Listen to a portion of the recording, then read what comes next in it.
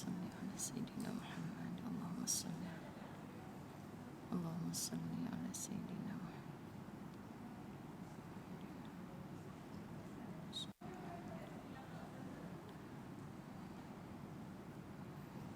Ambil ayat suam soalan Sayyidina Muhammad. Lepas tu اللهم صل على سيدنا محمد.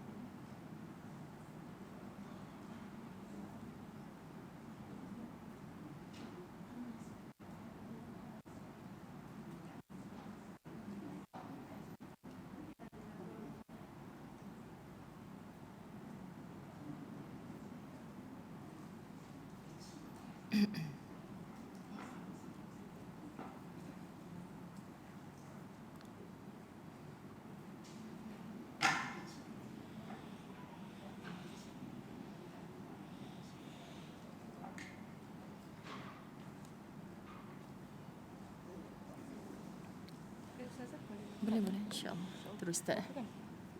Insya-Allah. Allahumma salli ala sayyidina Muhammad. Baik, alhamdulillah. Kenapa jauh-jauh duduk? Kita dah boleh rapat-rapat dah ni. Rebutlah peluang untuk berapat-rapatan. Boleh penuhkan depan dulu insya-Allah. Yang kosong-kosong tu bagi malaikat duduk insya-Allah. Baik, mari sama-sama kita mulakan dengan Ummul Kitab Al-Fatihah. A'udzu billahi minasyaitonir rajim. Bismillahirrahmanirrahim. Alhamdulillahi rabbil alamin. Ar-Rahmanir Rahim. Maliki yaumiddin. Iyyaka na'budu wa iyyaka nasta'in. Ihdinas siratal mustaqim. Siratal ladzina an'amta 'alaihim ghairil maghdubi 'alaihim waladdallin. Amin. Bismillahirrahmanirrahim. Alhamdulillahi rabbil alamin. Wassalatu wassalamu ala asyrafil anbiya'i wal mursalin wa ala alihi wa ashabihi ajma'in. Rabbi syrah li sadri wa yassir li amri wahlul 'uqdatam min lisani yafqahu qawli. Rabbi yassir wa la tu'assir ya karim. Rabbi zidni ilma warzuqni fahma. Assalamualaikum warahmatullahi wabarakatuh. Apa khabar semua? Alhamdulillah, masih bersemangat? Kengantukan sudah. Okay. Malam tadi kita menyambut Ramadan dengan penuh semangat. Okay. Berkumandang azan maghrib, berlabuhlah tirai Sya'ban. Kemudian kita mengangkat tabir, itulah permulaan kepada Ramadan. Jadi pelbagai perasaan ada dalam diri kita kan, kegembiraan, kesyahduan kan, semua bercampur aduk. Kerana apa gembira? Kerana kita tak sangka doa kita wa balighna Ramadan, Allah kabulkan dengan kita dapat berramadan. Hari ini belum habis sehari 24 jam lagi. Belum tentu lagi dapat kita berbuka, berterawih pada malam ni. Tapi sahabat-sahabat muslimat dirahmati Allah, kita dapat masuk bernafas dalam bulan Ramadan ini. Okay, jadi Allah pilih kita sebab datang kesyahduan, sayu hati kita kerana bila Ramadan ini datang, sebenarnya dia dipanggil juga sebagai bulan keluarga. Kenapa disebut bulan keluarga? Ayah-ayah yang mencari nafkah, keluar rumah pagi, malam kadang-kadang baru balik, cuba menyusun jadual bila malam waktu maghrib dah ada kat rumah dalam bulan Ramadan. So anak-anak tu rindu kadang-kadang nak Ramadan walaupun mereka tak faham apa, sebab mereka tahu mak ayahnya berebut untuk balik cepat pada bulan-bulan Ramadan. Jadi pada tahun ini mungkin ada di kalangan kita yang dah merasa kesunyian. Dulu mak ayah kita ada depan mata kita, keluarga kesayangan kita ada berbuka puasa, bersahur pagi tadi bersama-sama dengan kita. Tapi kali ini kita dah mula kehilangan seorang demi seorang anggota keluarga. Sebab tu bila kita membaca suratul Fatihah, muqaddimah iaitu ummul kitab kepada seluruh isi Al-Quran, ada rasa yang bagaimana selain kita memahami 7 ayat yang berulang itu sab'ul mathani, yang berulang-ulang kita baca sentiasa kerap daripada malam tadi entah berapa kali dah Fatihah ni kita baca. Tapi hidup tak hati kita mengenangkan orang-orang yang mati khususnya kerana mereka sudah tidak boleh datang kepada dunia ini untuk beramadhan, memperbetulkan amal soleh mereka yang dulu. Kan sebab tu orang yang mati kalau kita dengar jeritan mereka, mereka hanya menjerit Rabbirji'un, balikkan kami semula ke dunia. Hal solat mereka tinggal dulu, mereka cakap dengan Allah, nak apa balik ke dunia ni? Nak perbaiki solat. Kalau dulu kurang bersedekah sedangkan mampu untuk bersedekah, tapi dia cakap dengan Allah, sebab aku nak bersedekah. So bila datang bulan Ramadan, kenapa nak balik ke dunia ni? Sebab dia nak betulkan ibadah puasa yang hanya menahan lapar dahaga dulu, tapi matanya tak berpuasa, telinganya tak berpuasa, lidah tangan kakinya tak berpuasa. Jadi mereka menyesal selepas mati. Kalau kita menyesal masa hidup ni masih ada makna lagi. Muda-muda dulu Saza puasa, tapi yang yuk tak apa-apa dah puasa saya. Kan masih ada lagi kualiti puasa tu sekarang walaupun badan dah mula makin uzur sahabat-sahabat. Tapi dengan niat kita jadi kuat, kita jadi semangat. Kita nak juga puasa macam mana pun sampailah kalau akhir hayat kita Ramadan ni, tak mengapa, yang penting kita mati dalam puasa itu. Sebab apa? Sebab kita dah punya niat dah malam tadi untuk hari ini kita berpuasa. Jadi sepanjang kita membaca suratul Fatihah, apa sahaja ayat Quran yang kita berazam untuk kita banyak bersama Al-Quran dalam syahrul Quran, bulan yang Al-Quran diturunkan ini, maka setiap kali mengaji, kerana jahilnya kita bukan lidah Arab, bukan bangsa Arab, kita tak faham kalau kita tak tengok terjemahan, cukuplah untuk kita mendetikkan, hidupkan di hati kita ni munajat doa. Sampaikan pahalanya kepada si fulan. Terimalah amal solehnya saat dia hidup dulu ya Allah. Walaupun sedikit, tapi kalau engkau terima ya Allah, itulah yang mengundang barakah walaupun selepas kematiannya. Jangan engkau azab dia wahai Allah, ni Ramadan ya Allah, kasihanilah ibuku, kasihani ayahku. Sebut dalam hati kita masa kita mengaji tu.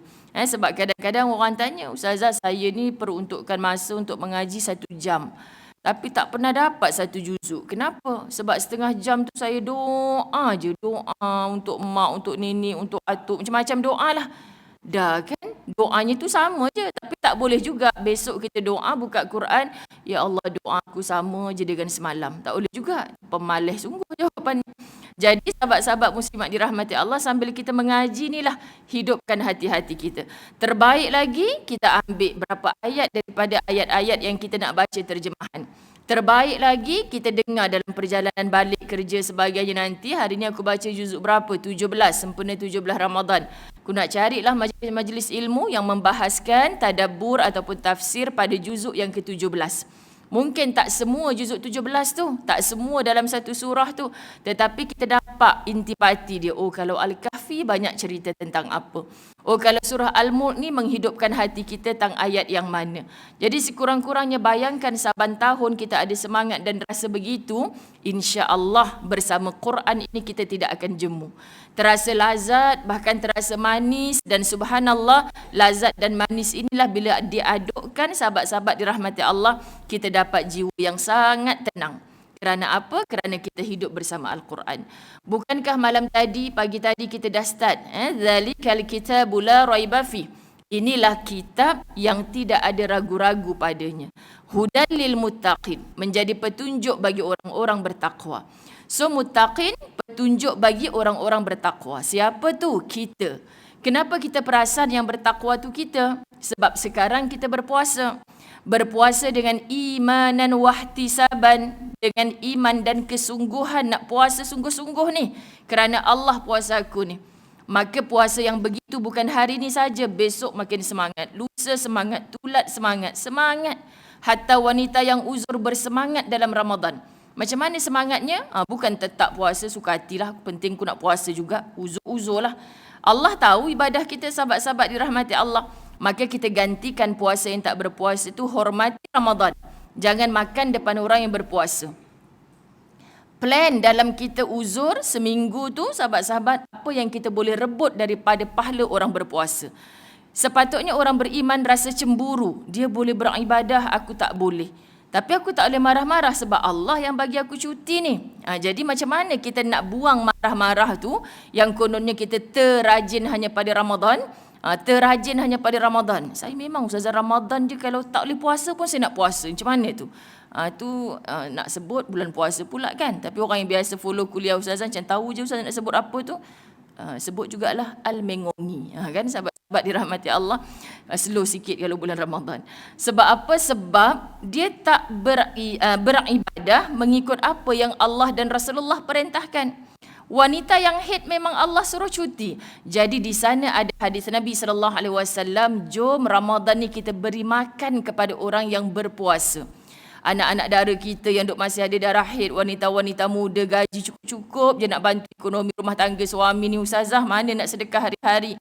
Maka sahabat-sahabat kita pilih waktu kita haid tu 7 hari, kita bagilah RM5. RM5 lepas kot nasi bajet. Beli lebih 1 bungkus untuk kita bagi dekat Pak Gad sebelum kita masuk rumah kita. Ataupun Pak Gad dekat office kita. Pak Cik nanti nak buka puasa tak payah beli apa-apa dah. Ni saya hadiah. Kalau tak mampu yang RM5 tu beli 1 air mineral, bungkuskan 3 ketul kurma, sahabat-sahabat dirahmati Allah, 3 biji kurma je. Pak Cik ni seadanya, moga-moga nanti sebelum Pak Cik makan bekal Pak Cik tu, minumlah air saya hadiah ni dulu. Sebab apa? Dia masukkan saja lalu kat tekak, belum sampai kat rongga dada dekat perut ni. Pahala dia berpuasa 1 hari tu masuk juga dalam akaun kita. Subhanallah muslimat. Jadi nak cemburu apa kalau Allah yang bagi kita cuti? Kalau kaedah-kaedah ini kita faham, bahkan hari-hari waktu haid ke waktu sakit ke, kita sentiasa semangat. Sakit mak nak cuba juga puasa ni kan. Kamu ni nanti buka puasa mak tak larat nak masak ni, kamu nak beli kat mana makan? Pergi bazar Ramadan kot mak. Beli lebih sikit sebelum sampai rumah mak tu jalan hujung tu kau sangkut kat pagar rumah dia. Tu kan ayah dia baru meninggal COVID hari tu, kan hantar kat situ. Jadi mak masak tak boleh, kamu pun makan seadanya. Tapi dalam pada sakitnya mak boleh bersedekah hari ni. Subhanallah, kita boleh plan bermula hari ini, hari pertama, belum lagi menjelang nak berbuka puasa. Bukan kita orang perempuan ni sibuk nak menu apa, sahabat-sahabat, apa yang suami kita nak puji, anak-anak kita punya kesukaan. Tidak kalau sampai berlaku pembaziran. Tapi sebutkan kepada anak-anak, memanglah ni 1 menu, 2 menu, 3 menu. Apa kata yang 3 ni ambil tipuan sikit, kita masukkan 1 jenis, 2 jenis, 3 jenis. Biar 3 ketul je pergi hantar rumah Pak Cik yang duduk sorang-sorang tu. Mama nanti tak cukup, nanti ni kita suka ni mama. Tahu, tapi puasa ni, berbuka puasa barakahnya ada. Mesti cukup insyaAllah. Kalau tak cukup mama janji, kalau sedap makanan kita beli tu, besok kita beli lain. Sebab apa? Latih mereka tengah sayang tu lah kita hadiah. Jangan dah sisa, dah baki, dah takut masuk tong sampah, baik pergi hantar dekat rumah orang tu. Sahabat-sahabat, bukan salah yang kita tak habis buka puasa malam ni kita bawa pergi surau nak tarawih, tak salah. Selagi dimakan orang tak dimasuk dalam tong sampah, tak salah. Tapi kita belum mampu mendidik nafsu untuk memberi, menghadiahkan sesuatu yang masih tinggi nilainya, yang masih kita sayang nak beri. Sebab nak membunuh rasa bakhil, kedekut ni dengan kita sendiri train diri kita, sahabat-sahabat dirahmati Allah. Okay, jadi kalau biasa memberi lebihan tu biasa bagi semua orang. Pahala tetap dapat, tapi nak tinggi darjat di sisi Allah, kena meletakkan sesuatu yang juga disayang oleh Allah dan Rasulullah. Apa cara sedekahnya Rasulullah? Memberi sesuatu yang dia sayang. Subhanallah. Jadi sahabat-sahabat muslimat dirahmati Allah, ini baru muqaddimahnya. Dah dekat setengah jam dah kita bercakap. Air memang tak disediakan bulan Ramadan. Okay. Jadi muslimat dirahmati Allah, saya menggunakan buku yang ditulis oleh Al-Fadhil Ustaz Fahrul Muhammad Joy, Tenang Ada di Sini. Dalam bab yang ke-17. Dalam bab yang ke-17 ada tajuk Mujahadah Ramadan menuju Jihad Badar. Panjangnya tajuk hari ni kan, padahal masa 1 jam je. Mujahadah Ramadan menuju Jihad Badar. Saya ada sahabat haji ni, subhanallah, moga Allah terima usahanya, amal solehnya, follow para asatizah ke mana-mana masjid nak cuba buat live kuliah. Jadi saya kata, haji ada? Ada ustazah. Ini kalau ikut saya ke masjid yang selepas ni, bolehlah saya ambil tajuk ni. Supaya kalau tak habis kat sini, nanti boleh pergi page Ustazah Muzayyana, saya kongsikan daripada page sahabat masjid. Jadi insya-Allah kita boleh ada kesinambungan. Dalam pada kita pergi mana nanti? Pergi pasar nak cari. Pergi pasar tak hari ni? Pergi tak ibu-ibu? Kenapa saya tanya? Sebab semalam macam hari terakhir pergi pasar. Semua tempat-tempat pasar jam, kan? Ustaz semalam ambil stok keropok leko, pergi Kuang, pergi mana. Saya tahu tak jalan jam. Yang paling jam adalah jalan-jalan yang nak masuk ke pasar. Kan, jadi orang bawa kereta jam ni tak berapa nak seronok kan. Abang ingatkan jam kenapa? Sebab dia pelik lah, isteri dia tak pergi pasar semalam. Jadi sahabat-sahabat muslimat dirahmati Allah, yang semalam kita kumpul stok banyak-banyak tu sebab kita hari ni nak baca Quran, hari ni nak sungguh-sungguh beribadah, nak kurangkan keluar rumah. Kalau keluar rumah mata kita akan terlibat dengan maksiat. Konon, tapi jap lagi bang, rupanya semalam tu lupa nak beli daun sup. Pergi bang. Pergi ni daun sup ni, kita ikut sekali lah bang, kan abang terbeli daun ketumbar pula. Saya ikutlah. Saya nak beli daun sup ni, nak masak sup ekor petang ni. Jadi sahabat-sahabat dirahmati Allah, nampak daun sup dah. Si abang kata, cukup dah kan? Semalam semua stok ada kan? Dia kata, tunggu jap bang, ada lagi ni nak cari ni. Nak buat dessert pula petang ni. Ada je, padahal semalam pergi dah. Yang semalam kata ni stok untuk seminggu ni bang. Kan sahabat-sahabat? Ini gurau. Tapi janganlah marah. Kan marah orang pucung. Kan macam tahu je akulah tu. Kan sahabat-sahabat dirahmati Allah. Sebab apa? Sebab kita letakkan apa sahaja sebagai madrasah ummah. Kita ni adalah murabbiyah utama, pengurus rumah tangga. Bagi yang tak bekerja, jangan sebut suri rumah je ustazah, siapalah nak pandang kita ni. Kalau sedekah RM1 boleh lah, RM10 hari-hari memang tak mampu lah ustazah. Jangan mengejakan takdirnya Allah pada kita. Anda hebat. Lepas ni buat kad, business card pengurus rumah tangga. Pergi bagi kat orang. InsyaAllah mulia anda. Wow, pengurus rumah tangga, gaji berapa? Punch in bila? Punch out bila? Tak ada punch in, punch out. Kan tak pernah habis kerja.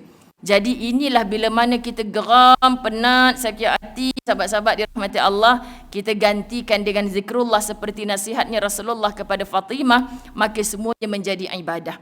Kata nak balik buka puasa ustazah, buka puasa ke office pula penat kita masak. Kalau tahu tak payah masak. Pom-pom. Akhirnya kita rawat balik hati. Siapa nak pujuk hati kita?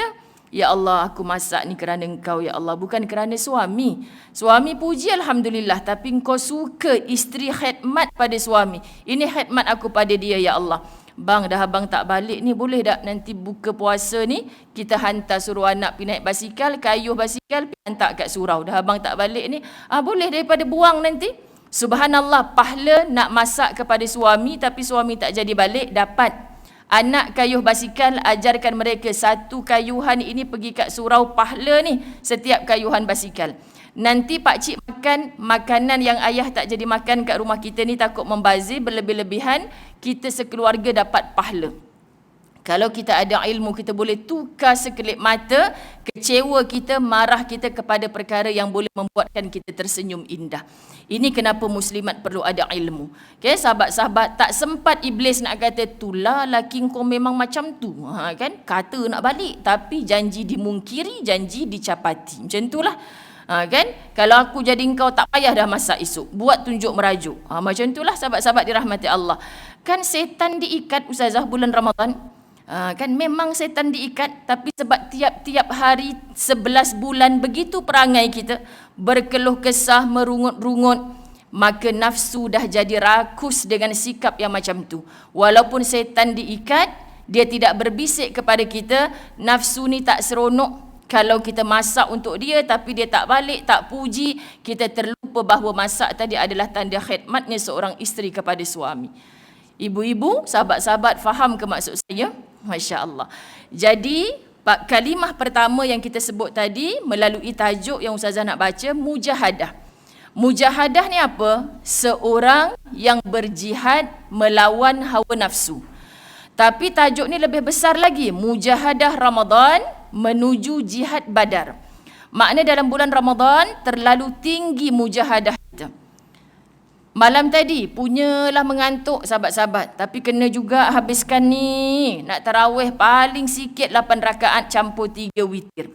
Alhamdulillah lepas. Agak-agak malam ni baru ada tamu sikit kan. Allah, hai. Macam mana nak cakap dengan tamu ni Ustazah? Jomlah datang waktu-waktu macam ni, kita baru nak melangkah ke surau masjid.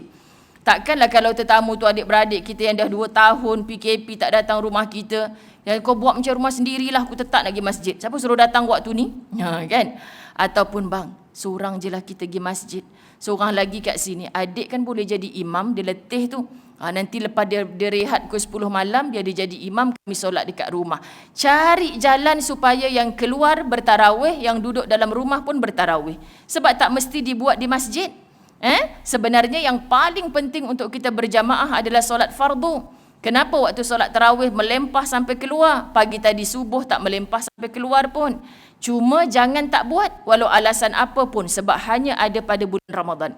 Inilah mujahadah. Seperti mana mujahadahnya sahabat-sahabat muslimat dirahmati Allah ketika tentera Badar diajak menuju ke medan jihad.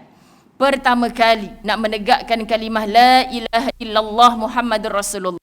Saat itu orang-orang munafik, muslimin muslimat dirahmati Allah, tak seronok bila Nabi SAW mengangkat panji-panji perang untuk mengajak lelaki-lelaki. Hanya 300 orang dapat dikumpulkan.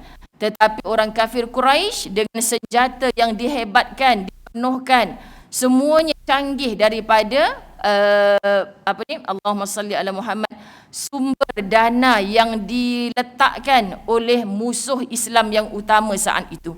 Bukan musuh Islam yang kita tak kenal, tapi adalah pak penakan kepada Nabi Muhammad sallallahu alaihi wasallam sendiri. Abu Lahab yang Allah sebutkan dalam Al-Quran, tabbat yada abi lahab wa tab, celaka ke atas kedua tangan Abu Lahab. Kenapa Allah mencelakakan tangan itu? Tafsir kata tangan inilah punca manusia boleh berusaha. Makna apa saja yang Abu Lahab usahakan untuk menang dalam peperangan Badar, Allah hancurkan, Allah hancurkan. Jadi terbelalak mata dia, terkejut, kalah kita, sedangkan tentera kita 1000 orang. Senjata apa yang aku tak bekalkan? Apa yang Muhammad ada dengan miskinnya? Tak ada senjata yang begitu hebat pun, tapi kenapa diberi kemenangan? Kerana Allah hantarkan tentera luar biasa hebat dalam peperangan Badar. Apa tentera-tentera yang Allah boleh jadikan sebagai pembantu kepada bala tentera Islam? Itulah dia angin, itulah dia pasir, mungkin cuaca. Sebab tu orang munafik bila diajak berperang, nantilah kami pergi. Kami memang tak boleh berperang dalam cuaca panas ni. Tiba nanti bila ada peperangan di musim sejuk, kami tak tahan sejuk, nanti tunggu musim panas kami ikut. Inilah manusia yang sentiasa beralasan bila diajak ke medan jihad. So medan jihad kita hari ini bukan medan perang, tapi diajak ke majlis ilmu. Satu Ramadan masjid tu buat kuliah. Tak tahu ke satu Ramadan ni kita lemau? Kan? Saya pun sebenarnya bukanlah termenyesal, kan, marah pula Kak Ani. Kan? Kenapa ada jadual kat Puchong sampai 2 kelas pula ni? Bila masa pula janji dengan mereka ni? Tu dia macam tu kan sahabat-sahabat. Sebab sebenarnya satu Ramadan ni, ya Allah, kalau boleh biarlah kita kat rumah, konon kita nak bukan baca 1 juzuk, nak baca 3 juzuk. Tak nak keluar rumah, sebab tu semalam beria pergi pasar dan sebagainya. Tapi hari ni lepas subuh di surau tadi, Ustazah kalut-kalut nak pergi mana? 7.30 saya dah kena keluar rumah dah, ada 2 kelas dekat Puchong. Lepas tu nak cakap pun sahabat muslimat dirahmati Allah rasa macam peliknya aku ni. Patutnya satu Ramadan ni duduk rumah. Sebabnya mungkin besok lusa lagi tak larat, suara lagi tak ada, biar hari ni nak baca 3 juzuk. Tapi betulkan balik mindset kita. Ya Allah, tak ada satu pun yang sia-sia yang telah Engkau tetapkan. Maka ya Allah, ini pun ibadah, sana pun ibadah. Jangan sampai kita tak buat satu pun. Cakap susun kat Facebook ke main, tapi buatnya tidak. Jadi di mana mujahadah kita? Jadi sahabat-sahabat muslimat dirahmati Allah, jadikan kita dalam Ramadan ini seperti mana jihadnya para tentera Badar yang sangat semangat. Sebab tahu balik daripada peperangan Badar membawa kemenangan, itulah orang yang berjaya membawa antaranya harta rampasan perang yang boleh diagih-agihkan. Dan kalau dia tewas, dia kalah, sahabat-sahabat dirahmati Allah, lalu dia mati di medan jihad. Apa hadiah Allah kepada para mujahid yang mengikut Nabi SAW ke medan perang? Itulah dia anugerah syahid. Siapa orang yang syahid? Jasadnya tak perlu dimandi, disembahyangkan. Siapa orang yang syahid? Insya-Allah mereka ini tidak ada persoalan di dalam kubur. Siapa orang yang syahid? Di hadapan Allah dimasukkan ke dalam syurga tanpa hisab. Ya Rab. Sebab tu tentera Badar dimuliakan oleh Allah. Nabi kalau nampak tentera Badar ni tengah buat tausiah kat depan ni, orang datang lambat lah, contoh kan, datang lambat. Sekarang ni biasa je kalau contoh ustazah datang lambat. Ada ustaz bagi kuliah, Ustazah Zai tu, mailah suruh ajak. Ni kita dah copkan tempat dia. Contoh kan sahabat-sahabat. Patut Ustazah Zai ni rasa bersalah. Kau ni dah lah datang lambat, nak suruh cop-cop tempat kat orang pula dah. Tu contoh malam tadi lah. Contoh, okay? Jangan pula jeling mana ketua muslimat entah-entah tu perangai dia kot. Masjid lain bukan masjid ni. Okay? Ketua muslimat dah PM dalam grup. Tolong letak beg kau dekat sejadah tu. Situ kat tiang tu bawah aircon tu memang tempat aku. Ini bukan Kak Ani tau, orang lain. Okay, sahabat-sahabat dirahmati Allah. Okay. Jadi nak ceritanya ada sikap macam tu. Siapa kamu? Sebab itulah niat ni sangat penting sahabat-sahabat. Yang datang awal sebab dalam kepala aku nak duduk soft depan, melambangkan semangatnya aku ni, ya Allah. Kan itu pun kadang-kadang orang duk bergaduh. Ustazah, kenapa ya ustaz-ustaz sekarang ni? Bukan ke orang perempuan yang paling baik soft di belakang, bukan soft di depan. Kita biasakan dengar benda-benda macam ni dibahaskan. Tak, sudah-sudah, dulu, kini, selamanya. Kita jawab betul. Orang lelaki soft terbaiknya di hadapan. Orang perempuan soft terbaiknya di belakang. Ada hadis. Jadi ustazah malam tadi saya duduk depan. Akak duduk depan tu macam mana perangai akak? Dia balik tirai. Ya, tirai yang masih nampak imam dekat depan. Kalau tak ada tirai, orang lelaki semua ni, saya soft paling depan. Bagi mokcik-mokcik yang tua-tua lah kat depan. Yang anak-anak dahi licinnya tolong nyorok-nyorok kat belakang. Sebab tak ada tirai. Satu. Yang kedua, kalau kita nak juga duduk depan, orang lelaki soft berpisah dengan satu lain ni saja. Dahlah kita perempuan kat depan. Orang lelaki dekat dengan kita. Kita boleh bergurau, terkikik-kikik, gelak ketawa, tak jaga suara. Kalau wanita solehah, dia tahu. Ni semua nak rebut soft belakang ni. Soft belakang ni sebab konon dia berdalilkan yang tadi tu. Jadi soft depan ni sahaja tempat aku nak duduk. Dia duduk depan, dia akan kawal suara. Hatta nak batuk pun dia tak nak batuk. Kenapa dia tahan? Sebab kalau aku batuk teruk sangat, boleh menyebabkan orang lelaki ni toleh. Akhirnya nampak muka aku. Oh, bini si Polan tu, lagi dia tak belikan ubat batuk kot. Sekejap aku singgah farmasi, pergi hantar kat dia. Faham tak sahabat-sahabat dirahmati Allah? So kita orang perempuan yang memang ada tirai, duduklah soft depan. Sebab apa? Sebab orang lelaki tak toleh belakang dah. Okay? Dah ada tirai pula, tolonglah hati-hati dalam berbicara. Tergelak-gelak kelakar tadi aku nampak pakcik tu kaki dia masuk dalam longkang semua kan. Tergelak-gelak. Orang tahu, aku rasa macam anak aku gelak kat belakang tu, Pak Haji depan kata. Kan sahabat-sahabat. Jadi kena faham kaedah tu. Kenapa ada pendapat yang begini, kenapa ada pendapat yang begini. Kita hanya dengar YouTube yang 2 minit tu, semua orang perempuan duduk soft depan tu, bukan wanita solehah tu, tudung je labuh. Padahal dia duduk di balik tirai tu sahabat-sahabat. Jadi kalau niat dia nak sampai ke Masjid Surau di soft hadapan. Suaminya pun orang yang berilmu ni. Tinggal pinggan. Nanti balik tarawih baru basuh pinggan. Bang, tak boleh, mak saya pesan sebelum keluar rumah pinggan mesti basuh. Itu mak awak sekarang dah kahwin, kan nak ikut abang pergi masjid kena cepat, abang nak duduk soft depan ni. Sampai kat masjid tak dapat soft depan, terhantar ke belakang sebab duk tunggu suami isteri lambat sangat tadi. Bagi tahu dengan suami yang dah bersiap sedia, tak payah marah-marah. Sebab niat dia tadi dah tunggu dalam kereta. Tapi isterinya, ya Allah, lambatnya nak tengok tudung telekung matching ke tidak dengan baju nak pergi surau je pun. Sahabat-sahabat dirahmati Allah, lambat. Akhirnya suami tercampak ke belakang.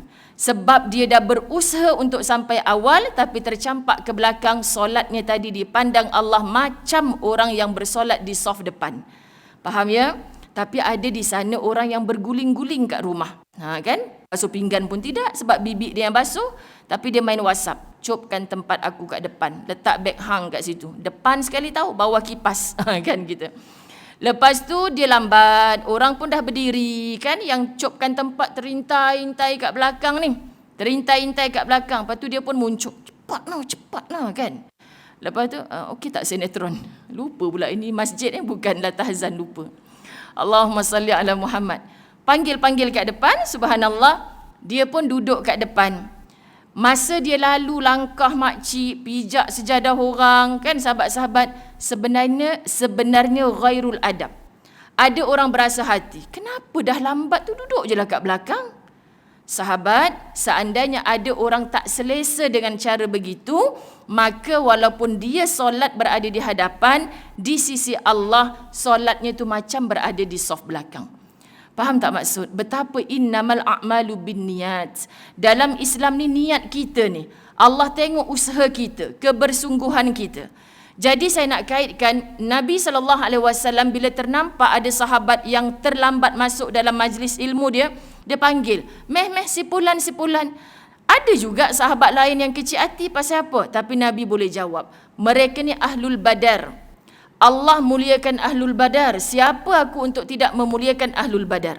Maknanya orang yang pernah berperang di medan badar, sahabat-sahabat sangat mulia di sisi Allah. Jadi Ustazah Zai kan, Ustazah sini saya dah copkan tempat dah. Ya Allah, kalau aku ni ahlul badar tak apa juga. Bukan sebab kereta kita besar, rumah kita besar, pangkat kita besar, kita layak duduk kat depan. Nak duduk depan, tolong. Kecuali yang AJK Masjid dah buat keputusan mesyuarat. Ada 3 sejadah penceramah, imam, Bilal. Siap dah letak dah stiker kat situ. Kalau dah qomat dia tak datang, orang belakang boleh ganjak depan. Kenapa? Sebab mereka bukan ahlul badar, tetapi mereka banyak membantu memudahkan. Dia lambat tu bukan sebab apa, dia jaga parking dulu kat depan. Sebab tu kita kena copkan tempat untuk dia. Tapi yang tak ada kena mengena tadi tu sahabat-sahabat muslimat dirahmati Allah. Sebab itu kadang-kadang macam tinggi je ilmunya tapi adab tiada. Maka orang tak nak mendekati dia. Ada orang ilmunya tak tinggi tapi adabnya sangat tinggi. Maka di mana pun orang akan cari. Pengerusi ni dah pencen, kita nak lantik pengerusi baru. Siapa yang sokong nama ni? Dia tak nak ni, duk menyorok tak nak ni. Tapi semua orang angkat tangan. Pasal apa? Sebab orang cinta dengan adab dia. Faham tak muslimat dirahmati Allah? Dia tak nak tu, tapi orang tetap nak pilih dia. Kenapa? Sebab orang cinta akan adab dia. So adab ni sahabat, sampai kita mati menjadi satu tarbiyah diri yang begitu indah. Orang datang masjid tahun ini, terkenang seorang pakcik yang sangatlah bila kita datang masjid tu dah bentangkan rehal siap-siap. Sini hajah, saya dah siapkan ni, saya datang awal tadi. Subhanallah, tak ada dah orang macam tu kan Ustazah. Benda dia buat tu kecil sikit je, tapi bila dia dah tak ada, kita sebut-sebut. Inilah sebenarnya amal istiqamah yang boleh membantu kita di alam barzakh. Tapi kita buat banyak sahabat-sahabat, kita ungkit-ungkit. Lidah kita menyebabkan orang sakit hati. Akhirnya kita mati, orang kata lega aku mampu dah orang tu. Faham ke tak faham? Okey. Dia terlupa yang tak boleh minum. Maka dia semangat sama juga. Semoga di masjid kejap lagi tu masih boleh lagi. Saya sahabat-sahabat lepas daripada PKP ni, antara cabaran adalah menyusun jadual. Sebab kalau tak ke masjid tu, kuliah online jalan juga. Jadinya kita banyak bercakap ni kena banyak minum sebenarnya. Kan? Jadi bila 2-3 kuliah saya betul-betul merayu, berdoa dengan Allah jangan sampai jadi petang-petang nanti punya kuliah macam kambing tersepit dah suara tu. Jadi orang pucung kena bantu dengan doa ya insya-Allah. Sebab tak retilah kenapa Ustazah Zai lembik sangat hari ni ceramah, puasa kau tak tahu. Kan? Tak payah kabur kat orang macam hang seorang puasa, semua orang pun puasa. Okay, tak payah kita kenapa macam ngantuk sangat ni, kan? Malam tadi qiyamul lail, ai pun qiyamul lail juga, tapi ai tahajud je 18 rakaat. Bengkok kaki ai ni. Tak payahlah tulis kat Facebook semua macam tu sahabat-sahabat dirahmati Allah. Ni bermujahadah ni. Tentera Badar tak ada macam tu pun sahabat-sahabat, okey? Ambil dalam kitab ini yang paling gerun kita dengar 5 musuh yang perlu kita perangi. Dia ada dalam satu hadis Nabi SAW. Sebab kitab ni tulis untuk menghidupkan agama dalam diri. Ni kita sebut menghidupkan agama. Saya lah tu nak sangat Ustazah. Diri saya beragama, keluarga saya beragama, masyarakat saya beragama, ummah ini beragama. Betul kan ibu-ibu dirahmati Allah? Maka nak negara umat ini beragama dia bermula dari seorang wanita dalam rumah. Boleh terima apa Ustazah Zai cakap? Bermula dengan seorang wanita dalam rumah. Kerana daripada wanita solehah itu yang dijodohkan oleh Allah dengan seorang lelaki toleh. Dulu masa nak ngurat kita Ustazah ingat soleh. Lepas kahwin 3 bulan toleh rupanya. Kan macam tu. Jadi kekallah menjadi wanita solehah. Sahabat-sahabat dirahmati Allah. Bang dah 3 bulan tak balik rumah mak abang pun, nasib balik rumah saya je. Kesian kat mak. Abang tu anak lelaki macam mana pun mak nombor 1. Kan abang tak apa, abang bukan macam keluarga awak tiap-tiap minggu suruh balik kampung. Mak abang tu okey je. Okey pada abang, tapi mak bahagia suka kalau abang balik. Subhanallah, saya teman bang ya. Kita bawa ni sikit kain batik orang bagi, saya bukan pakai, saya pakai kelawar bagi kat mak abang. Subhanallah sahabat, akhirnya suami kita tak suka jenguk mak dia disebabkan sikap kita yang solehah. Suami berubah lepas kahwin. Bukan makin tak baik, bahkan makin menjadi anak baik. Mak tu kata, ya Allah dulu sebelum kahwin kerja sibuk, jenguk mak pun tak sempat. Dah kahwin dengan dapat bini lagi, ziarah mak engkau lagi ada. Tapi sempat juga ziarah mak. Dalam hati kata, engkau tak tahu mak mentua, oi, anak engkau tak nak, aku yang ajak. Contoh kan sahabat-sahabat dirahmati Allah. Tapi tak payah cakap lah kat mak mentua tu. Tak payah cakap. Sahabat-sahabat kalau cakap tu tak menantu, nanti jadi hantu nanti. Tak payah cakap. Sebab kita buat tu kerana kita tahu hukum. Allah kata walaupun dia dah kahwin dengan aku, wanita pertama adalah ibu dia. Kalau dia mudah ke syurga kerana ibunya reda pada dia, suami tu ke syurga, moga-moga nanti yang paling dia cari adalah isterinya. Tapi kalau kita mengajar dia tidak hormat kepada mak ayahnya lepas kahwin dengan kita, susah dia nak syurga muslimat. Susah dia nak syurga.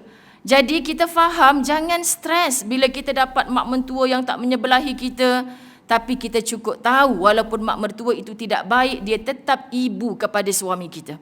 Tolong berlapang dada, minta Allah lembutkan hati aku, ya Allah aku tak boleh ubah mak mentua macam tu, tapi dia tetap mak kepada suami aku. InsyaAllah. Tak lama lepas tu kita dapat anak zuriat. Subhanallah, sebelum dihantar ke mana-mana sekolah, bukankah lidah kita dulu? Kita mendodoikan dia dengan apa? Lagu Hindustan Korea ke? Ataupun La ilaha illallah. So anak boleh bercakap je, kita ajar dia syahadah, mudah ikut. Ustazah, Alhamdulillah anak saya ni baru 2 tahun setengah. Tapi bila dengar YouTube baca Fatihah, 3 kul, macam lancar je. Kenapa? Sebab ketika dia dalam perut, dia dah biasa dengar dah mak dia mengalunkan ayat-ayat itu. Tu yang kita duk tengok TikTok, sekejap budak joget Hindustan, sekejap ni, bijaknya, kelakarnya kan. Kita tak fikir ke sahabat, siapa yang mengajar? Dia tak belajar daripada luar rumah, dia belajar dari dalam rumah. Kalau dalam rumahnya suasana orang mengaji, insya-Allah yang dia ikut adalah orang mengaji. So tarbiyah ni daripada mana? Ibu. Faham? Kita yang susukan dia. Kita yang kerap sentuhan badan dengan dia. Ibu. Jangan kata saya nak hantar anak sekolah Islam ni Ustazah, mesti nanti jadi solehah. Balik rumah, engkau tak ngajar pun dia jadi solehah. Okey? Ni mak nak cakap. Lain kali jangan kawan dengan budak macam tu. Mak dia tu mulut laser tu. Kan pelik budak tu.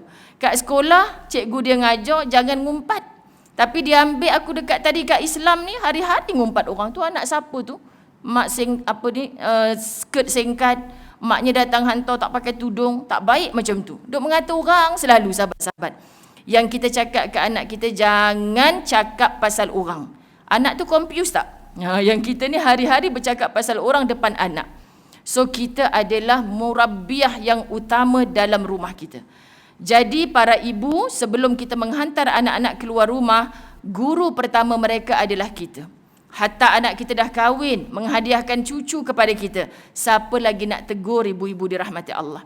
Tolong bagi tahu pada anak-anak, kamu balik rumah mak, walaupun dah bawa cucu mak 4 orang, mak kena cakap juga ni, sebab dah 3 hari tidur rumah mak ni, 3 malam dah. Pagi-pagi takkan bini kau hit juga kot.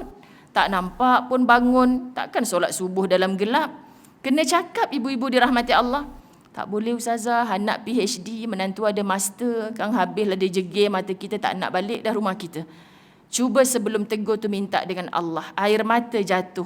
Ya Allah, dulu kecil-kecil tak pernah tinggal sembahyang. Dah kahwin alasan sibuk kerja balik malam, tak sembahyang, tidur rumah aku 3 malam.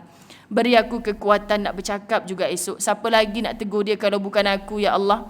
Bukan apa long. Kan kamu ada mak mentua, ada mak angkat, ada guru-guru. Tak sama dengan nasihat seorang ibu. Nanti bila mak dah tak ada, siapa lagi nak tegur kau? Mak minta maaf sangat. Bukan mak tahu kau orang pandai. Tapi mak kena cakap juga. Kena bagi tahu ya ibu, sebab daripada rumah tangga keluarga yang begitu, anak kita akan keluar memberi contoh yang baik. Maka setiap rumah cukup ada seorang saja wanita solehah. Insya-Allah negara kita akan muncul sebagai negara yang beragama. Kerana rumah demi rumah demi rumah demi rumah beramal agama daripada seorang ibu. Walaupun ayahnya belum mendidik anak kita dengan kebaikan, kita tak gagal ibu. Jangan pernah jadikan alasan kita je ustazah, kejut sahur pun kita, kejut tu kita, semua kita. Pak dia asyik main handphone je. Itu antara dia dengan Allah. Kita dah tak larat nak gaduh dah ustazah. Setakat mana yang kita mampu, kita buat. Allah akan melihat usaha kita. Sahabat-sahabat, pasti ada hasilnya.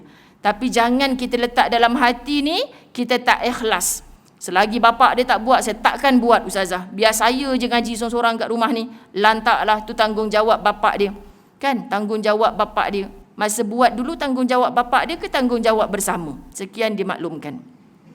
Faham? Ingatkan dah tidur dah.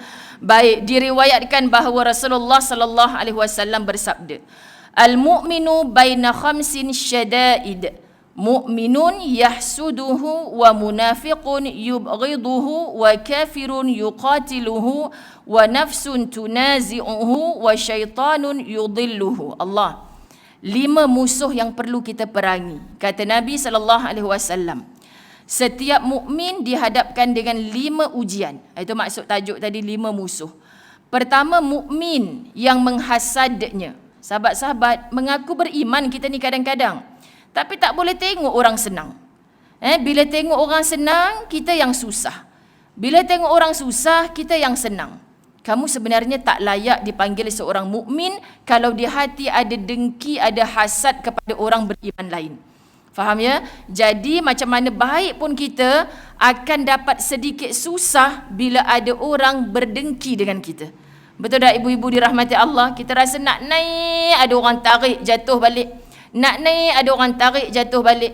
Cubalah kalau kita nampak orang beriman macam semalam. Saya jumpa siapa dekat TV Al-Hijrah semalam. Lepas slot saya tu kan ada yang dia pemniaga macam-macam tu. Jumpalah seorang hamba Allah ni. Ustazah, dulu kita rakan Facebook. Daripada awak sekecil-kecil buat bisnes kat rumah saja, sekarang dah ada 1 kilang. Ya Allah, saya memang tabik spring lah dengan orang Melayu macam ni. Hebat sungguh lah ustazah, jangan cakap macam tu, segan saya. Subhanallah sahabat-sahabat, kita seronok dengan kejayaan orang lain sebab Melayu Islam membantu ekonomi orang Islam di Malaysia. Kan lebih baik yang begitu daripada yang bangsa lain. Pun kita tak boleh bermusuh dengan mereka selagi mereka tak memusuhi kita. Tapi kalau yang Islam ni, subhanallah, dengan dia punya projek tu, setiap keuntungan dia diinfakkan ke bahagian-bahagian ni.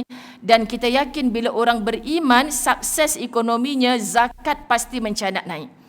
Bila zakat semakin luas, semakin lebar, sahabat-sahabat, insya-Allah jurang kemiskinan negara kita boleh dikurangkan. Tapi kita makin kaya, makin lupa. Kenapa makin kaya, makin susah? Sebab begitu ramai orang yang hasad dengki. Mengaku beriman, solat tak tinggal, bahkan jadi imam tu kadang-kadang. Dengki dekat orang, sahabat-sahabat dirahmati Allah.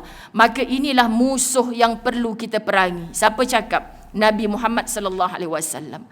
Jadi semalam di TV Al-Hijrah, Ahlan ya Ramadan, mereka bertanya soalan, macam mana ya ustazah nak buang rasa susah nak maafkan orang sebab apa yang dia buat kat kita tu payah untuk dimaafkan. Memang susah kalau kita berfikir cara manusia. Sebab tu kita kena minta dengan Allah, ya Allah, bukan kecil benda yang dia buat kat aku ni. Tapi kalau aku hasad kat dia, aku dendam kat dia, sampai bila pintu syurga tu mudah terbuka untuk aku, ya Allah? Sebab bukan kita tak belajar. Kita belajar, syurga tidak akan dihuni oleh orang yang sebesar zarah ada titik benci dalam hati dia. Kita kadang benci kat orang sebab orang tu parking kereta depan rumah kita, tak nak mau cakap je, itu je. Kan sahabat-sahabat dirahmati Allah, orang KL ni banyak sangat. Banyak kali tahu ustazah dia parking kereta depan rumah kita, susah kita nak keluar. Dah habaq ke belum? Cubalah buat satu pengumuman, saya memang suri rumah sepenuh masa. Jarang keluar. Suami saya pakai kereta lain. Tapi kadang-kadang saya pun ada hal nak keluar. So siapa-siapa jiran nak parking depan rumah saya, okey saja, tapi ada syarat. Tolonglah setiap kali nak parking tu telefon saya dulu, bagi tahu supaya saya boleh cakap setengah jam okey, sebab lepas setengah jam akak nak pergi pasar ni. Boleh tak kita buat macam tu? Dah cakap dah ustazah tapi tak faham bahasa. Kan sahabat-sahabat dirahmati Allah. Itu je punca kadang-kadang. Benda boleh selesai sahabat-sahabat kalau kita betul-betul bil hikmah, penuh dengan kebijaksanaan. Maksud ustazah, jangan jemput satu rasa hasad, benci bersarang dalam hati. Jangan sampai, ni dah kali ketiga jiran kita ni buat ni bang. Kalau kita tak jumpa dia jadi beat nanti ni. Faham tak beat? Orang Kedah langsung cakap beat dah ni. Kan sahabat-sahabat dirahmati Allah. Kalau ni 3 kali, dia boleh jadi 30 kali. Kalau 30 tahun kita berjiran, jadi macam mana? Saya nak baik dengan jiran saya. Saya nak bertemu balik dengan jiran-jiran saya dalam syurga. Kita kena cakap juga ni bang, tak boleh biar ni. Daripada kita mengatur, tak faham bahasa, rasanya dulu mengaji kat US, kalau ngaji kat Mesir, perangai tak macam tu. Situ pula dah perginya. Kan sahabat-sahabat? Panjanglah jadinya. Tak ada kena-mengena. Mengaji Mesir, mengaji US, tak ada kena-mengena. Tak semestinya syurga tu orang yang mengaji kat Mekah, Madinah, Mesir saja. Orang US pun neraka. Tak ada pun mana-mana dalil. Tapi kita yang tak perbetulkan. So sahabat-sahabat, jangan ada perkara ini sebab kita takut hati kita ada hasad. Bila ada hasad ni, susah kamu nak ke syurga walaupun lebam-lebam dahi banyak bersujud. Tolong sahabat-sahabat, kita yang kenal hati kita. Ketua Muslimat Masjid Asyakirin tak tahu hati kita. Ni rasanya tudung singkat ni memang dengki dia banyak dalam hati ni. Tudung labuh ni rasa sikit. Tak ada siapa orang boleh bercakap. Suami kita yang kenapa kembang jalan kepak tu, tengah dengki kat orang ke? Tak lah bang, takkan kita nak cakap. Tapi diri sendiri tahu tak kita dengki kat orang? Jangan bohong hati sendiri. Kita sedang membohong Allah sahabat-sahabat. Kenapa aku susah tengok dia senang? Itulah dengki. Kenapa aku happy, tak pelik sungguh ni, aku joget-joget terkinja-kinja tengok dalam Facebook anak dia mati aksiden, aku pula yang seronok. Kenapa? Itulah orang yang rosak hatinya, sahabat-sahabat. So tak payah tanya orang, akak rasa saya dengki tak ke jiran sebelah? Tak payah tanya orang. Kita ada jawapan. Sebelum kita mati dengan hati yang macam ni, tolong bersihkan hati kita. Macam mana cara? Ustazah Zai dah ajar banyak kali, doakan orang yang kita sakit hati tu. Doakan memang hidup lu Ustazah. Kan? Cuba kak, tak boleh 3 kali, 30 kali, tak boleh 3 tahun. Lepas 3 tahun akak tengok macam mana akak punya doa. Masa 3 kali akak doa tu, ya Allah, memang aku tengah geram kat dia. Tapi ya Allah, tambahkanlah nikmat dia, ya Allah. Macam gitu doanya. Sebab geram. Faham? Lepas 3 bulan, ya Allah, tolong ya Allah, aku dah belajar. Hati yang dengki tak di syurga, ya Allah. Tambahkan nikmat. Kalau anak dia jadi doktor, aku sakit tak pergi klinik, kok boleh pergi rumah sebelah, ya Allah. Ringan sikit dah tapi masih slow. Tapi lepas 3 tahun, kita jumpa dia, ya Allah, anak akak yang dapat degree hari tu sama PhD pula. Seronoknya kak, rasa bahagia sangat. Saya kalau anak akak berjaya tu macam anak saya sendiri. Biarlah anak saya 10E pun, asalkan anak akak 10A pun saya dah rasa bahagia dah. Subhanallah, jiran tu pula pelik. Ikhlas ke tidak dia ni? Tapi hati kita sahabat, kita yang tahu. Ya Allah, suami balik, bang, orang sebelah ni anak dapat 10A bang. Tak pula, anak kita redha lah bang. Bukan dia tak belajar. Dan memang kita dulu pun belaka kan bang, kita ikut je lah. Orang sebelah tu tak pelik lah, bapak dia doktor, mak dia engineer. Tak heran lah bang, 10A. Kurang-kurang seorang lagi dalam taman kita ni bakal hebat. Taman kita ni bang. Cara kita bercerita, bercakap tu pun orang boleh baca, sahabat-sahabat dirahmati Allah. Kita tahu hati kita seronok ke tak seronok. So sebelum mati, tolong padam benci dan dengki di hati. Boleh ya ibu-ibu dirahmati Allah. Saya cukup tekan kat mana-mana sebab anda akan sakit kalau tak buang benci dan dengki di hati. Bila mana anda mampu membuang benci dan dengki di hati, orang lain berjaya, kita rasa bahagia. Orang lain derita, kita rasa tak larat nak senyum. Kenapa akak sedih? Sebab jiran akak tengah bersedih. Akak kesian tengok dia. Dah lama dah berjiran dengan dia. Tak tahu cara macam mana nak tolong dia. Orang tengok, ya Allah, aku pelik dia ni. Aku ingatkan mak dia yang mati. Rupanya bapak jiran dia yang mati. Sedih dia macam mak dia sendiri yang mati. Inilah ukhuwah sesama Islam. Kerana syahadah kita sama. Kita nak merebut syurga Allah yang sama. maka tolonglah kita perangi musuh ini, yakni musuh yang ada hasad, ada dengki di dalam hati. Hasad dengki tu bahasa mana sahabat? Bahasa Melayu. Kalau bahasa Arab hasad je, kan? Kenapa sampai kat Melayu ni jadi hasad dengki? Ada orang cakap lah, bukan Ustazah cakap. Ada orang cakap sebab hasad dengki di kalangan orang Melayu ni begitu tinggi, kan? Kalau orang Arab, sahabat-sahabat, gaduh juga. Gaduh. Tapi balik masjid berpeluk balik. Allahumma salli ala Muhammad. Ustaz biasa tengok situasi tu. Tadi gaduh dengan ustaz sebab jemaah saya letak kunci kat situ. Nangis-nangis dia. Ustazah, saya kena bayar RM50. Dia kata sebab saya hilangkan kunci. Saya tak letak. Saya dah letak. 4 orang jadi saksi ni. 5 orang kawan sebilik kami. Lepas tu betul ke cik dah letak? Dah Ustazah. Dia kata tak. Dia main WhatsApp tadi masa saya letak kunci. Dia yang hilangkan. Lepas tu ustaz pun nak defend jemaah, sahabat-sahabat rahmati Allah, tepuk meja. Gaduh sungguh-sungguh. Dia gaduh sungguh. Rupanya balik masjid dia tunggu ustaz kat ni. Kan nak tumbuk ke apa? Rupanya Allahumma salli ala Muhammad. Dia punya gelak. Dia silap letak kunci tadi, salah dia. Kan rupanya jadi geng sampai sekarang. Ustaz kata yang, abang rasa benda tu kalau berlaku kat Malaysia tadi, sampai bila pun dia nampak muka abang moncong je kan. Tapi orang Arab ni kita balik masjid dia tunggu sebab nak peluk Allahumma salli ala Muhammad. Kita pun lembut hati, tak jadi nak marah. Subhanallah, sahabat-sahabat dirahmati Allah. Sebab tu dekat negara dia apa? Hasad dah noktah. Kita hasad dengki. Faham ke tak faham? Sekian dimaklumkan. Okey. Kemudian mukmin yang menghasad ni tadi, munafik yang membencinya. Kalau kita belajar kitab 50 tanda-tanda orang munafik, ada 50 ciri yang bila kita belajar kitab tu dengan penuh semangat, ni nombor 17 ni sikap jiran aku ni, munafik rupanya dia. Yang ke-15 ni sikap abang ipar aku ni, memang munafik dia tu. Kan? Munafiknya orang kita nampak. Munafik diri sendiri kita tak nampak. Sahabat-sahabat muslimin muslimat dirahmati Allah. Di kalangan kita biasa saja datang masjid yang sama, subhanallah. Masa kita dapat kejayaan, dia beria-ria lah ucap tahniah segala. Tapi di belakang kita, dia yang memburuk-burukkan kita. Itu biasa. So yang ini adalah musuh yang sukar untuk kita perangi. Tapi macam mana cara berperang dengan mereka? Jangan kamu yang jadi munafik itu. Faham ya sahabat-sahabat? Kalau kita nak jumpa dia, ikhlaskan hati kita. Kita tahu orang kata dia tak suka kita. Datang kerana Allah suka kita saling berziarah. Kalau ikutkan saya, memang saya takkan datang dah rumah dia ni Ustazah. Dia ni memang munafik. Kan jangan. Sebab kita tak nak tumpang kemunafikan dia. Selagi mana ada ciri-ciri munafik dalam diri, susah untuk kita berjaya, sahabat-sahabat. Ketiga, kafir yang memeranginya. Kak Puchong kalau rumah-rumah taman macam di belah rumah saya juga kot. Biasa je jiran India, sebelah kanan Cina. Salah ke sahabat-sahabat? Tak salah. Okay? Sahabat-sahabat Nabi pun ada yang berjiran dengan Yahudi. Tapi bila ditanya kepada Rasulullah menyembelih seekor kambing, moncong isterinya bila sang sahabat nak menghadiahkan sepotong daging kepada jiran Yahudi. Kan isteri kata, kan mulut orang perempuan ni rupanya dari dulu gitu. Bang, apa nak bagi kat orang sebelah? Bukannya orang Islam, baik bagi dekat rumah hujung orang Islam tu. Apa dia jawab? Nabi suruh kalau potong kambing, sahabat-sahabat dirahmati Allah, maknanya makan besar sikit lah hari tu. Apatah lagi bila jiran nampak, nak kenduri ke? Tak rupanya nanti datang bagi dekat dia. Kerana apa sahabat muslimat dirahmati Allah? Kita kongsi rezeki walaupun dengan non-muslim, itu juga dipandang Allah sebagai ibadah. Tetapi kalau kita nak pergi masjid, dia keluarkan senjata, kan?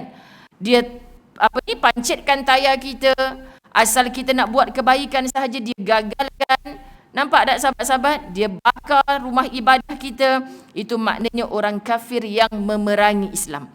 Sebab tu imam-imam kita berdoa, hancurkan seluruh musuh-musuh Islam di atas muka bumi ini. Salah ke kita aminkan? Tak salah. Sebab kalau mereka betul-betul memusuhi Islam, memang patut diperangi. Tapi kalau mereka hidup, boleh berkawan, boleh bekerja, boleh berjiran dengan kita tak perlu untuk benci dan bermusuh dengan mereka. Subhanallah. Yang keempat, nafsu yang menentangnya. Masya Allah. Semua kita sekarang iblis diikat ni, nafsu tu ada dalam tubuh kita ni. Sebab tu pagi tadi, kunci jam dah 3.30. Nanti 4.30 sempat lagi ni kan. Bila 4.30 melompat dari katil, tak sempat ni kan. Nasi tak masak lagi, lauk tak panaskan lagi. Subhanallah, mengaruk kita habis. Subhanallah sahabat-sahabat. Jadi rugilah orang yang bangun sahur untuk makan tetapi dia tidak berqiyamul lail dengan solat walaupun 2 rakaat tahajud. Faham ya ibu-ibu dirahmati Allah? Hatta yang kecil pun lah. Pagi tadi saya sahur kat rumah bapak saya. Memang macam itulah kalau Ramadan kan. Orang hidup berdua ni sahabat-sahabat selagi ada orang tua. Ada nak pergi ke rumah bapak pun 5 minit je sampai. Sampai-sampai yang kecil-kecil dah mula dah. Bagusnya anak Umi ni bangun. Kan ibu tengah kat dapur tu. Untuk apa kita suruh dia bangun? Belum siap lagi atas meja. So kita nak buat apa? Tahajud. 8 tahun. Tahajud. Okey, pergi ambil wuduk, bentang sejadah. Sempat lagi ni tahajud 2 rakaat. Subhanallah, mereka ikut bila kita bagi apa fadilat-fadilat kelebihan dia. Daripada adik tunggu je dekat atas meja tu, tambah ngantuk lagi, baik adik solat 2 rakaat. Tak banyak mana pun. Lepas Fatihah, baca Qul ya ayyuhal kafirun. Hafal kan? Hafal. Rakaat kedua, baca Qul huwallahu ahad. Hafal kan? Hafal. Bukan susah mana. Bukannya Umi suruh baca suratul Baqarah rakaat pertama. Tak, pengsan kita. Jadi dia kata, senangnya Umi dapat apa? InsyaAllah dalaman kita kuat. InsyaAllah semua orang suka nak berkawan dengan kita. InsyaAllah adik doalah apa saja. Kalau tak dapat kat dunia, confirm kat sana senang je Allah nak bagi. Sebab tahajud ni boleh membersihkan hati. Hati kita ni selalu kotor. Tengok benda maksiat, hati jadi kotor. Dengar benda maksiat, tengok benda kotor. Kan semalam adik tengok maksiat, tak adalah. Ada tengok Korea tu pakai seksi tu. Kan? Itu tertengok. Budak-budak ni kena layan macam tu. Sampai Allah beri dia faham. Jangan dengan budak kecil kita tahu lah ustazah budak kecil apa sangatlah. Masa kecil dia buat, bila remaja dia terlupa, bila datang insaf dia dewasa, dia akan jatuh air mata. Terkenang dulu kecil-kecil arwah si Fulan selalu ingatkan aku tentang solat. Mungkin bukan sekarang dia bertaubat, tapi bila kita dah tak ada, dia rindu dengan nasihat-nasihat kita, dia akan buat. Macam tu kita kan, ibu-ibu dirahmati Allah, datang Ramadan kita terkenang, mak ayah kita suapkan makan kat kita masa kita kecil dulu, terkenang. Bukan tak terkenang. Okay, jadi semua ini menjadi ibadah, mengalir pahala kepada mereka yang telah kembali ke rahmat Allah. Baik, terakhir syaitan yang selalu menyesatkannya. Jadi wasyaitanun yudilluh. Maknanya sahabat-sahabat, setiap, bukannya dalam bulan Ramadan, tetapi di luar Ramadan yang 11 bulan, kita selalu disesatkan oleh syaitan. Itu sebab Allah guna kalimah dalam Quran, aduwwum mubin. Antara kita kata, saya tak ikut perintah syaitan ustazah. Yang bila buka puasa, kita buang makanan dalam tong sampah. Sahabat-sahabat dirahmati Allah kan, banyak berlaku dalam bulan Ramadan sehingga 1 hari pembuangan makanan setelah bazar Ramadan dibuka 10 tan sehari. Malaysia, sahabat-sahabat, kita hantar dekat orang yang negara kebuluran, subhanallah, berapa juta orang boleh makan tu. Subhanallah. Jadi siapa kita?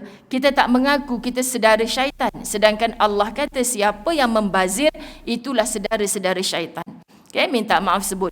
Ini hadis Nabi SAW. Jadi dia simpulkan dalam hadis ini, 5 musuh itu boleh dibahagi kepada 2.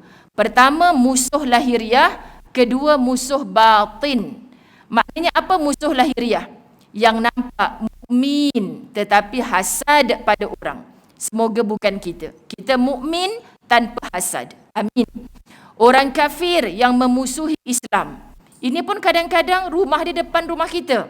Tapi insya-Allah kat Malaysia tak ada. Kita bebas nak pergi masjid, jiran kita yang non-muslim tak pernah halang kan sahabat-sahabat. Kemudian orang munafik. Wujud kadang-kadang dalam rumah kita sendiri. Wa na'udzubillah min zalik. Nampak tapi kita kena berhati-hati berkawan dengan orang macam ni. Yang kedua tadi musuh batin, yang tak nampak. 2, itulah dia syaitan dan hawa nafsu. Jadi lengkap 5 musuh yang perlu kita perangi. Khususnya bila datang bulan Ramadan. Kerana apa? Kerana kita sedang bermujahadah seperti mana jihadnya tentera Badar di medan peperangan Badar hanya 300 orang sahaja. Tetapi Allah beri kemenangan. Sebab Allah berkehendak untuk mereka menang. So walaupun kita bukan orang kaya, PKP kita kena berhenti kerja, bisnes kita tak menjadi, kita bukan hina ibu-ibu dirahmati Allah. Kita mulia di sisi Allah bila kita bangkit sebagai orang mukmin yang berjaya insya-Allah. Boleh ya? So Ramadan ini pemulanya. Kita suri rumah, kita tak ada income yang banyak, pastikan hari-hari bersedekah. Macam mana cara? Mungkin bukan dengan RM, tapi masak lebih sikit tu, kan jangan bagi dekat orang yang satu rumah ada 20 orang, 10 orang, tak cukup lah beras kita. Kan kita bagi mana satu taman ni 200 pintu. Sejak isteri dia meninggal, Ustazah, kesian tengok kan pakcik tu dah lah pakai tongkat. Mustahil lah dia, agaknya kalau nak order grab food apa pun dia tak mampu kot. Hari-hari pakcik jangan risau. Kemampuan saya tiap hari 2 ketul kuih dengan 1 cawan air panas, saya masuk dalam plus hantar rumah acik. Allah syukur dah pakcik dapat 2 kuih dengan air panas macam ni pun acik tak cari lain dah. Lepas tu acik pergi masjid. Kat masjid tu ada je rezeki. Kalau kita bagi hari pertama petang ni dia jawab macam tu, cuba jadikan kewajipan pada kita apa sangatlah 2 ketul kuih ni. RM1 pun tak sampai. Sebab nak bagi yang dekat satu keluarga 8 orang, 10 orang kita tak mampu. Cari. Sebab sikap Rasulullah mencari orang yang nak terima sedekah. Bukan tunggu orang minta sedekah. Jadi kita cari. Mungkin tak ada kat taman kita, terbaca dekat Facebook, sahih ke berita ni? Anak-anak ni beras pun tak ada ni. Telefon ustaz dia, betul ke ustaz? Kalau ustaz pun tak pakai sekarang ni ustazah, telefon jiran ustaz tu. Kan ni alamat ni dekat dengan rumah awak ni, boleh tolong cek tak wujud ke madrasah tu? Bukan nak cek ustaz ni betul ke tak, madrasah tu betul ke? Betul ke ada? Dia siap jual beras lagi ke orang kampung. Tu tak payah hantar lah. Sebab apa? Sebab beras dia dah terlebih. Kan sahabat-sahabat dirahmati Allah, benda macam ni berlaku. Kita bukan banyak duit sangat, jadi kena study sikit. Jangan main bagi dengan live ustazah, tolong saya, anak dah 3 hari tak minum susu. Kita pun main bagi seorang RM5. Ni berapa orang ni? Darab 50 orang, kaya dia. Mana Haji? Kan sahabat-sahabat dirahmati Allah. Rupa-rupanya scammer. Berlaku sebab kalau dia betul, kita minta alamat rumah, minta nombor telefon, kita nak bercakap dengan dia. Buat video call, mana anak yang kurus tak minum susu dah 3 hari tu. Kan rupanya bulat gah elok je anak dia. Contoh kan, kena study sikit. Bukan nak bersangka buruk. Insya Allah sebab kita mampu sikit, kita buatlah cara sikit tapi barakah. Insya Allah. Jangan ada hari tanpa Al-Quran, jangan ada hari tanpa sedekah. Sebabnya siang kita diperintahkan untuk siam. Bukan saja menahan diri dari lapar dahaga, mata, telinga, lidah segala. Dan juga sahabat-sahabat muslimat dirahmati Allah, malam berqiyam. Walaupun hanya 2 rakaat tahajud. Dan azam Quran mesti hari-hari. Walaupun tak khatam tak mengapa. Tapi pastikan lidah kita mengulang-ulang kalamullah. Yang tak reti baca Quran, kali ini kejap lagi sebelum balik, tanya ketua muslimat. Ada tak siapa-siapa kakak, ibu-ibu tunggal yang free siang-siang hari macam ni? Kenapa saya nak pergi rumah dia setengah jam sehari pun tak apa. Saya nak belajar mengaji dengan dia. Tapi akak tu bukan ustazah, tak apa. Setakat Iqra' 1 pun saya tak kenal ni Alif Batak. Kata akak Iqra' 1 aku pun boleh ngajar. Kau datang rumah aku lepas makan. Lepas makan pula tak ada makan dah tengah hari. Kan macam itulah.